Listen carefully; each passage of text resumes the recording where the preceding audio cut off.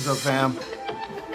All right. So God is after two things. Well, he's after quite a few things, but let's talk about two. He's after your heart, and he is after your confession or your words. So, in other words, the heart it's synonymous with the soul, and one of the components of your soul is your mind. The Bible says, "As a man thinketh, so is he." And so, the question that we have to ask ourselves is God what you think about?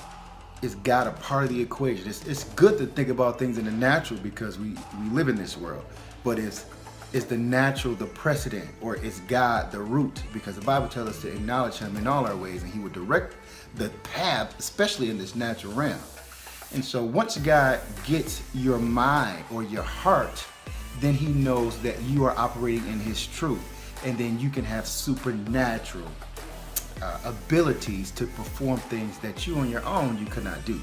Next is after your confession. Your confession is what you're saying, because life and death is in the power of your tongue.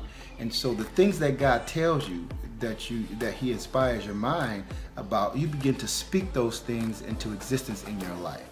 And so many times, because our focus is only on the natural and we don't use the power of his thoughts and using our mouth to say his words, then we speak into our existence things that are not, or counterproductive to the things we want.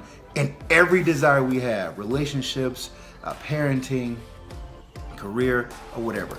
So you gotta ask yourself, okay, God, are you first? And if you're first, am I speaking what you're saying? And once you begin to do that, life starts to change.